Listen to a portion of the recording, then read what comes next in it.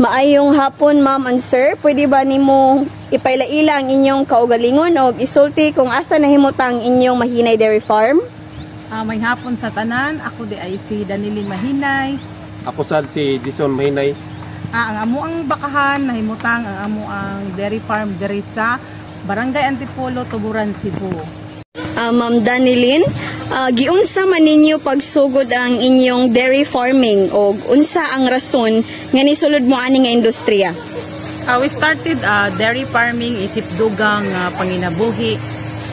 It was year 2022. Nagsugod rami sa pipila ka mga baka tungod sa panginahanglan sa gatas sa among probinsya nga kini mapalapdan pa. Unsa nakadugay ang inyong kasinatian sa pag-atiman og dairy cows, ma'am? O unsa man inyong mga nagian nga mga pagbag-o sulod sa inyong mga tuig sa farming? Dugay nami nga nag-atiman sa mga dairy cows, mga duha na ka tuig og nag-supply sa gatas sa mga lokal nga milk processor o kooperatiba. Unsa man pod ang inyong nakapadasig nga mosulod og mopadayon sa dairy farming, ma'am Danilin? Among gitry ang dairy milk industry kay nakita namo ang panginahanglan sa lokal nga gatas. Gusto usab namo nga makahatag og dekalidad nga gatas para sa komunidad ug employment para sa among komunidad. Ay palungay nako. Pwede ba nimong i-share, ma'am, unsa ang inyong adlaw-adlaw nga schedule ingon nga dairy farmers? Ang among adlaw sa usa ka dairy farmer magsugod gyud ta sa sayo sa kabuntagon. Specifically 6 AM jud ang mag-start amo ang milking sa mga baka. Then after milking, pakauno na sila. Then after cleaning all the beddings og sa tibok area sa ilahang barn, labi na diri sa ilahang milking parlor. So, we really assure their health every day as we can. Human anang igkahapon another set of milking na sad start ta og 4 PM in the afternoon. Unsa man ang hagit nga inyong nasugatan sa pag-atiman sa inyong dairy farm? One of the challenges as a dairy farmer mao ang pagpahimsog sa mga hayop kay kung kini magkasakit, maapektuhan ang milk production. Unsa man pod ninyo, ma'am, nga pagsiguro ang inyong mga hayop nga luwas og himsog aron magpadayon ang maayong milk production? In terms of animal health, our technical personnel from MDA will visit regularly our farm risk assured nga matagaan sa saktong supplementasyon o mga vitamina. They really have an inspection the entire area if we really maintain the cleanliness to prevent diseases. Pila man pud, ma'am, ka litro nga gatas ang inyong maproduce matag adlaw o unsa mga factors nga makaapekto niini? Every day we produce 100 to 250 liters a day. It depends the season. Most of the milk we delivered to Sepedco, but sometimes we delivered to Arapal. Unsa man ang kahimuan sa inyong dairy farm sa inyong pamilya o sa komunidad sa ekonomiya? Ang dairy farming dako kay tabang sa among panginabuhi.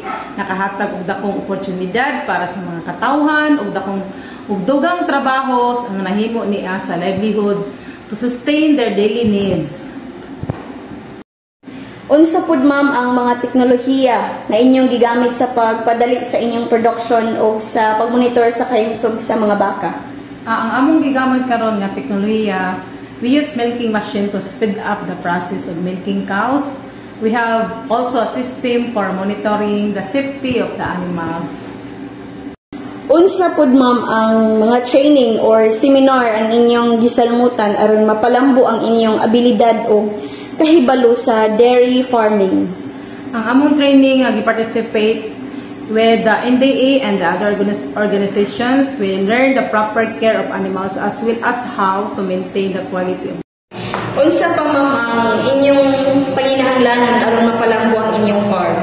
Nanginahanglan jud og dakong tabang sa modernong technology o additional funding para to expand sa among farm. Unsa man ang mga klase nga tabang, ma'am, nga inyong nadawat gikan sa National Dairy Authority or NDA? Nakadawat mi og daghang tabang gikan sa NDA, pinaagi sa mga teknikal na mga serbisyo sama sa pagresponde sa pagtambal kung naay mga sakit ang mga baka. Naghatag po sila og mga tambal, mga libreng tambal, vitamina and minerals, supplement, deworming, then pag-test sa mga baka sama sa artificial insemination, naapod mga trainings o mga seminar na ilahang gihatag para sa pagpalambo, pagyud sa among mga abilidad, skills o kapasidad sa pag-atiman sa mga gatasang baka o pagpa-improve sa among dairy farm nga kani magmalambuon. Giunsa sa inyo, ma'am, ang pagtabang sa pag-improve sa inyong milk production o sa overall na operasyon sa inyong farm? Ang pinakadako nga tabang mao ang kahibalo sa husto nga pag-atiman sa hayop and also the training session have significantly improved the quality of our milk production and maintain the health and cleanliness of the area. Unsa man ang benepisyo nga inyong nakita sa pag-dairy farming o unsa pud ang challenge? Ang benepisyo kay duol kami sa usa-usa o pag tinabangay namo nga ginatiman ang among panginabuhi. Ang challenge, however, is finding time for others activities outside the farm.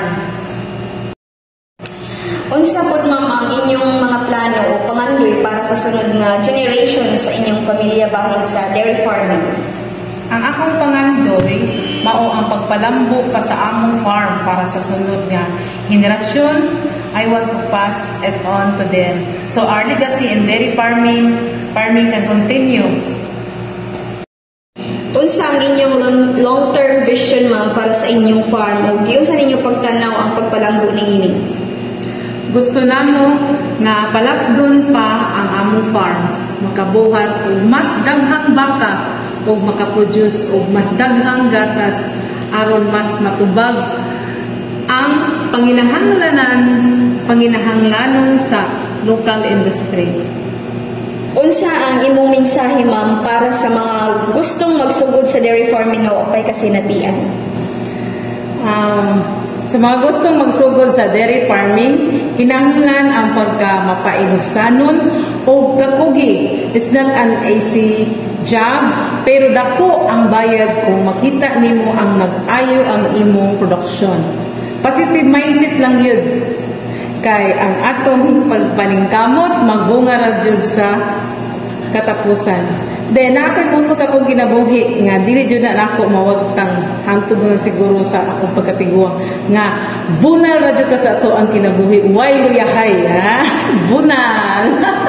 Sa imong tibuok kasinatian, ma'am, unsa ang nitatak nga leksyon nga imong natun-an nga gusto nimong ipaambit sa uban?